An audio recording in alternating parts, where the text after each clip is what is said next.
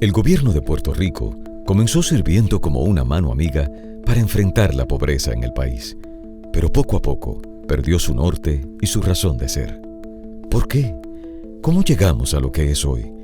¿Cuándo se desvió de un ideal que consideraba a las generaciones futuras a una cultura de «dame lo mío ahora»?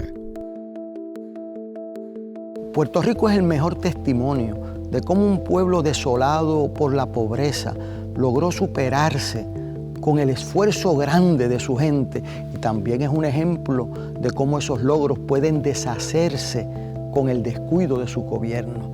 El propósito de este libro es ver los triunfos y las tragedias como medio para superarnos para el futuro. Puerto Rico ha tenido un desarrollo constitucional, histórico, de aspiraciones de pueblo por más de un siglo, desde que hubo el traspaso de soberanía en el 1898. Y creo que todavía no se ha escrito suficiente sobre esa historia y sobre esa realidad. Y creo que este libro lo que hace es que nos presenta esa realidad, nos presenta las teorías de gobierno que están detrás de esa realidad, pero nos presenta los hechos tal como son.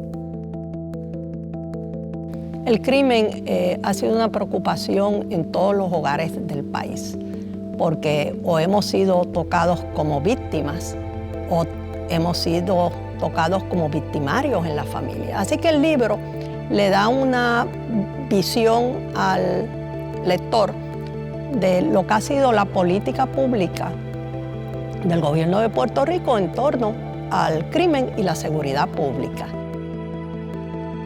Yo contribuyo a este libro con un capítulo que habla de cuál es la situación económica y social del país, que en realidad son dos países. Uno de niveles muy altos de afluencia y de ingreso y capacidad de consumo, y otro donde los niveles de pobreza son alarmantes y preocupantes.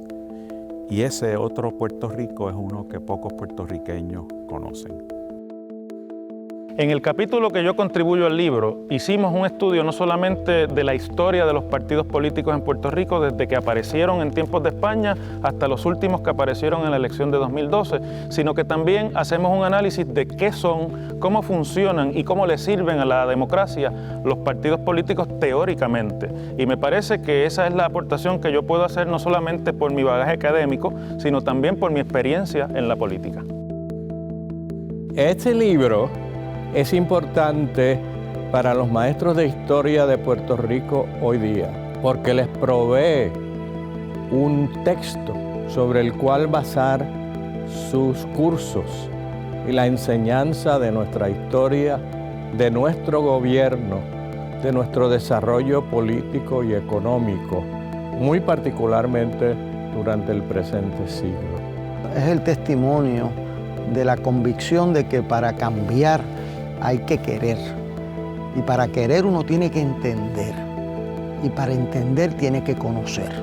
Y por eso, para hablar de nuestra sociedad, del gobierno de Puerto Rico, tenemos que conocer de dónde surgen sus instituciones, de dónde surgen sus dinámicas, de dónde surgen sus grandes retos, cómo estábamos antes, cómo estamos ahora.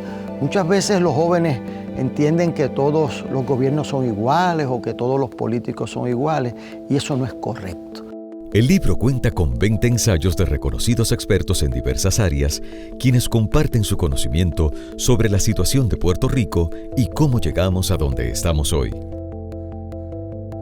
Además, conoce lo que tienen que decir los últimos 7 gobernantes de la isla. En el nuevo libro, Puerto Rico y su gobierno. Estructura, retos y dinámicas.